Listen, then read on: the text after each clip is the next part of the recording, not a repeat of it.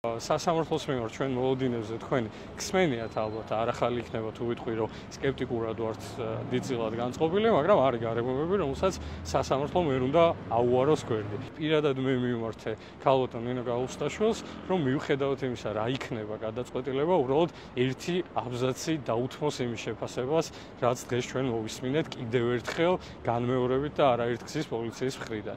პოლიციის მხრიდან ვისმენდით კვლელობის მუქარებს, ვისმენდით გაუპატიურების მუქარებს, ვისმენდით ძალადობის მოწოდებებს ერთმანეთის მიმართ და ვისმენდით გაუთავებელ გინებას. ადამიანები პოლიციის ფორმით და პოლიციის ძალაუფლებით რამდენად საშიები არიან, თავად განსაჯეთ, თავად გადაწყვეტეთ. ეხლა ის ფაქტი, რომ ჯამში ჩვენ აქციებიდან გამომდინარე 300-მდე დაზარალებული გვყავს, თუ მოისმენთ ამ ადამიანებს გინების როგორ ახერხებენ, უხეშად რო ვთქვათ, ან ვერ ახერხებენ გინებასაც კი, მარტივი გასაგებია, საიდან ყავს ამას დაზარალებული. ძალიან მარტივი გასაგებია აქ, რომელ პოლიციურ კონტროლზე და რომელ sapoliciო ღონისძიებაზეა ლაპარაკი, ადამიანები დგანან და ვერაფერს ვერ ფიქრებენ, დაახლოებით 6 საათის ტელევიდეოები ვნახეთ და მოვისმენთ და 6 საათის განმავლობაში ერთი და იგივე ხმები მეორდება, რომელმაც გინების გარდა ვერ ჩამოაყალიბა აზრი. მის კოლეგას ვერ უთხრა, რის გაკეთება უნდა და იმისა, რომ გინება არ ჩაეკვეხებინა შეგდით რა.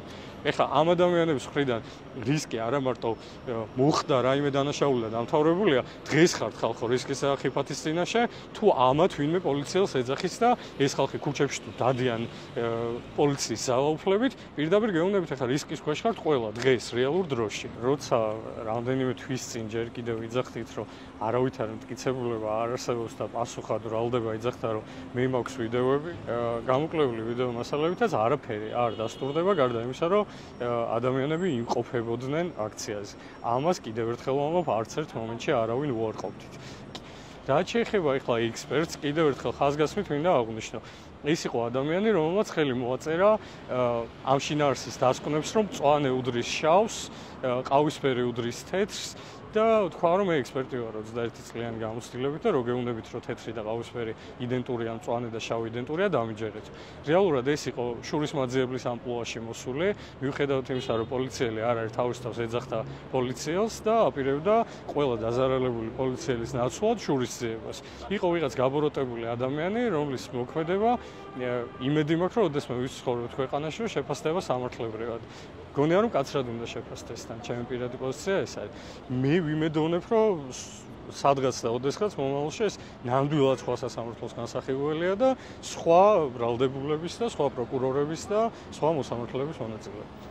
და გარდა ამისა, რაზეც უკვე ვსაუბრობთ, ასევე ნათლად ჩანს როგორ ისვრის სამართალდამცავი კონკრეტულ საგნებს აქტივისტების მისამართით და შემდგომ რამდენიმე სამართალდამცავი ამათ მობილური ტელეფონით იღებს.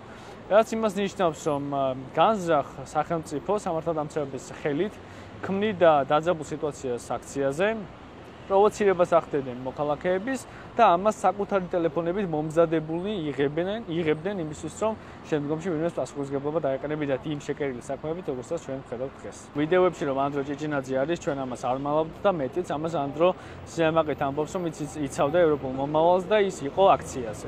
მას არანაირი უკანონო მოქმედება არ განახორციელებია. მეორე რატომღაც გამოძიებას არც კი გაჩენია ექსპერტიზის მიმართ კითხვა, საერთოდ მონტაჟის კვალს შეიცავს თუ არა ვიდეო. რადგან ღევანდას ხომაზეც აღვნიშნე ერთ-ერთ ვიდეოზე ცალსაღად ჩანს, როგორ არის კადრი ამოჭრილი და არის კადრებს შორის დახტომი, რომელსაც რიგითი მაყურებელი ჩიამჩნევს და ამას არ სჭირდება რომ იყო ექსპერტი.